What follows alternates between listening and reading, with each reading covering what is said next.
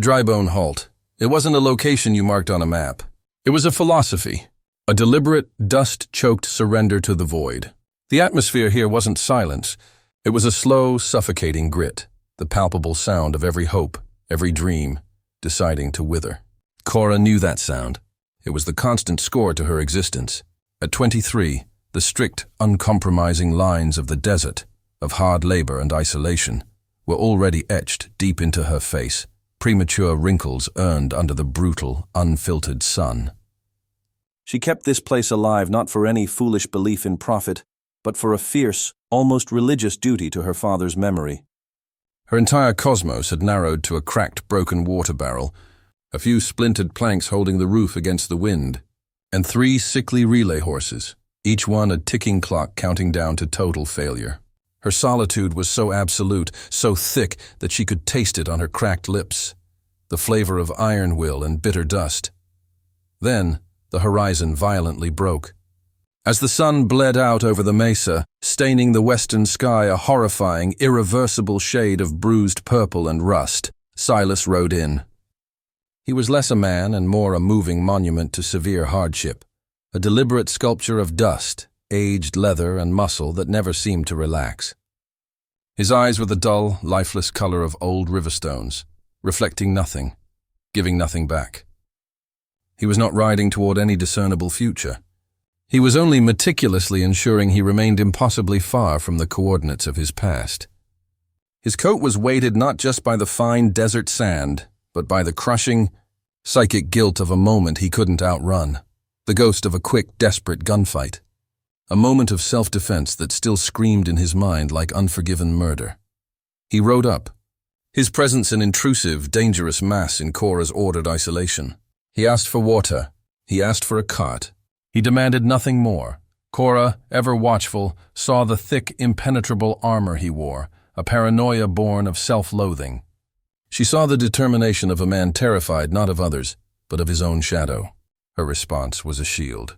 $5 for the cot, she declared, her voice dry, offering no loophole, no hint of kindness. It was a barrier. Silas, acknowledging the price of non-interaction, paid the dull silver without a word. He retreated immediately to the dark, cramped shed, his form dissolving into the heavy shadows. He promised the empty air. He would be gone before the first hint of light. His isolation was not a choice of freedom. It was his final, brittle, and non-negotiable truth. But dawn brought not the clean break of escape, but pure disaster. Silas was already saddled, reins in hand, his mind focused on the south trail, when the sound reached him from the stable. It was a sound of absolute extremity. The smallest mare, Vesta, was panting, her coat slick with a dangerous, unnatural fever, her eyes wide with a terrifying primal panic that bordered on madness. Cora knelt beside her, utterly defeated, tears blurring her sight. If Vesta died, the last viable bloodline of the root died. The halt died. Cora's duty died. Silas stopped dead in the doorway, the very point of no return. In the trembling animal and the exhausted girl, he saw the clearest, most brutal mirror of his own fundamental failing, the inability to protect what was fragile and vital. "She won't make it unless you break the fever," he stated, the words unwillingly torn from his throat. It was not advice, it was a medical sentence. Cora looked up, a terrible mix of defiance and absolute despair on her face. "Then she won't. I have no medicine left. And no time to ride to Tucson." It was a challenge, a bitter, exhausted surrender to the land's cruelty. Silas stared down at his hands. These were the hands of a killer, capable of snapping a life shot. He felt the familiar, cold pull of the open road, urging him back to the safety of self-hatred and distance. He had to leave. Instead, his muscles betrayed him. He dropped his reins into the dust. The dull thud was an oath, a break from his own iron will. "Go find me white willow bark and a clean bucket," he commanded, his voice suddenly sharp, layered with an unfamiliar, frightening authority. We might have a chance. The hands meant for ending life had, without conscious permission, just chosen to fight for it. Silas stayed. He did not speak of his past. He surrendered to the work. For 3 continuous days, their lives were rigidly defined by the rhythm of the fever. Silas wasn't a doctor, but his movements became surgical, precise, driven by a desperate concentration that pushed back the chaos of the desert and the chaos in his mind. His large, scarred hands worked Vesta's neck, kneading the exhausted muscle, forcing the bitter concoction down her throat. This was not the quick, brutal violence he was accustomed to. This was a slow, excruciating patience, a methodical atonement. Cora was his necessary shadow. She heated the water, held the mare's heavy, struggling head, and watched him, always watching, never trusting. They exchanged maybe 30 functional words, their partnership built entirely on the fragile framework of shared necessity. She did not trust him. She trusted only the immediate grinding urgency of the moment. He did not trust himself. He flinched whenever his fingers grazed hers, terrified of the dormant capacity for harm that still resided in his touch. They became two perfectly meshed gears in a reluctant, desert machine. Cora often woke in the dead of the dry night to find him asleep, rigid and upright against the manger, his coat thick with dust and cold sweat. She would bring him fresh water, placing it silently by his side. The silence between them was no longer the empty, menacing void of the desert. It was a pressurized space, thick with unspoken questions, and the exhausting labor of fighting for a life neither of them truly owned. It was a strange, tense silence that allowed them, for the first time in years, to simply exist without judgment or demand. The fever broke late one evening. Vesta's eyes cleared, her breathing finally settled, and she lowered her head in true, exhausted rest. The siege was finally over. As they sat outside, watching the long, purple shadows creep across the dunes, Cora finally spoke. "You saved her," she whispered. The simple words carrying the impossible weight of a debt Silas instantly tried to reject. He didn't look up from polishing his worn bridle, his voice flat, determined to maintain his nihilism. "I'm just delaying the inevitable," he replied. "This land takes everything eventually." "That's the only law. It takes what you let it," Cora countered, rising slowly. She walked away, only to return holding a single, vibrant red desert poppy, a violent, impossible splash of color against the monotony of the dust. She placed the poppy, startlingly vivid, on the dark leather of his gear. "My father planted these every spring," she explained, her voice gaining a dangerous resonance. "He said if you can make one beautiful thing grow in the worst place in the world, you haven't lost everything. You haven't failed entirely." Silas stared at the fragile bloom. He saw not hope, but a mocking, fragile futility. "You're trying to grow a garden in a graveyard," he sneered, connecting the dead land to his dead, unforgiven past. "Maybe," Cora said, her voice firm, staring straight into the cold river stones of his eyes. "But at least I'm not running from it." The words were a perfect surgical strike, an execution of his denial. Silas realized his penance was a lie. He was not atoning. He was hiding.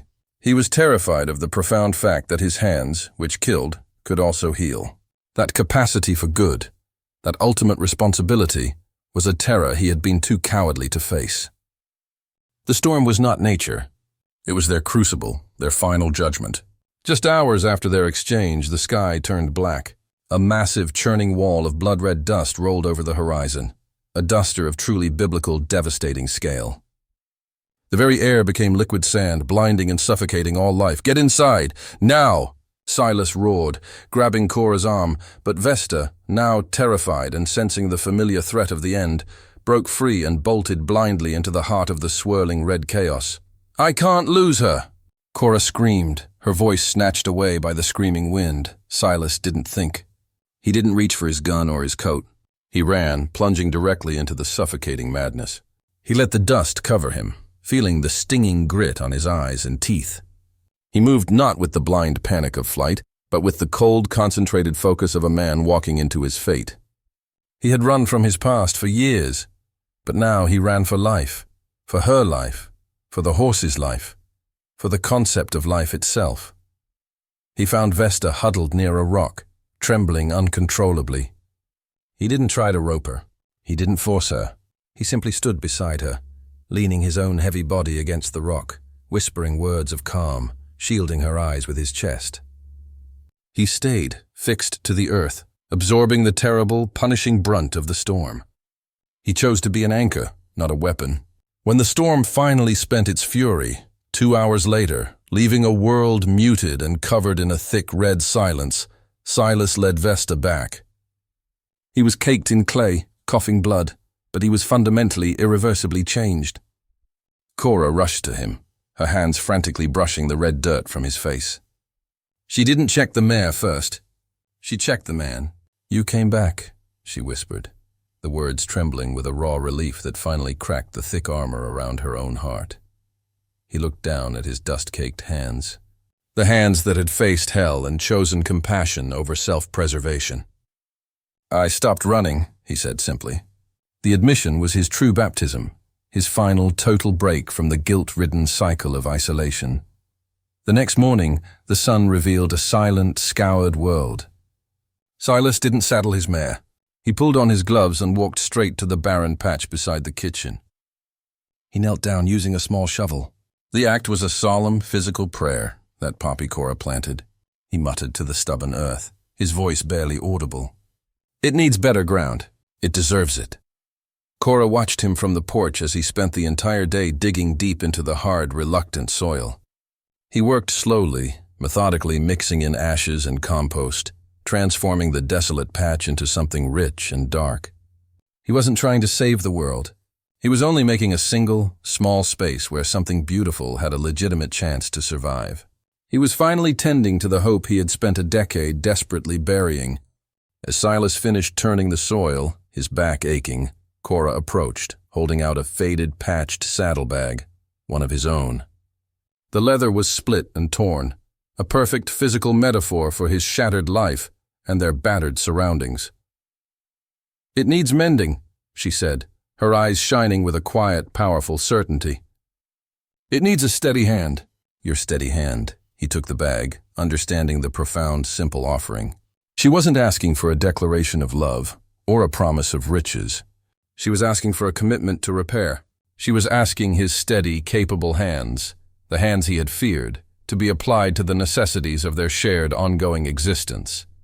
He accepted the task, and they sat together on the porch, working side by side. The sound of his stitching, slow and deliberate, filled the afternoon. The needle pulling thread through the worn leather was the new, quiet rhythm of their life. His face, once tight with internal pain, was now slack with focus, dedicated to the detailed task of restoration. In that dust-choked desert, the silence between them was replaced by the turning of soil and the gentle rhythm of stitching, two souls choosing, together, to build a future by methodically mending the pieces of their broken, unforgiven past. Drybone Halt was still dry, still isolated, but it was no longer a place of desperate refusal. The stage route was stable, the well consistent, the house sound. The greatest change, the true miracle, was the patch beside the kitchen. It was an explosion of color, protected by a low stone wall, where desert poppies and resilient sunflowers drank deep from the rich, dark soil that Silas still meticulously, faithfully tended. Cora emerged from the kitchen, no longer burdened, but moving with the confident grace of a woman who had finally found her anchor. Silas sat inside, no longer fearing his solitude, but using it to shape a small, beautiful piece of willow wood into a doll's head. "The biggest sunflower finally bloomed today," Cora said, her smile wide. "The one you swore wouldn't take." "It takes what you let it," Silas countered, using her old words, the lines of his face softened by time and profound peace. He looked up, his hand gently placed over hers. Then his gaze fell to the cradle rocking near the fire, where their 6-month-old daughter named Dusty slept, tucked beneath a bright red quilt. "And the one you never thought would happen?" Cora asked, her voice soft with the weight of their impossible miracle. He paused, setting the carving down. He looked from the sleeping child, who represented the earth they had stubbornly healed, to Cora, his eyes finally, truly clear. "That one," he whispered, "is the one I'll stay for. Always." The halt was no longer a place of hiding. It was simply home, a quiet sanctuary in the vast, untamed West, a garden where two broken souls had stopped running, choosing instead to sink deep, enduring roots into the hardest ground.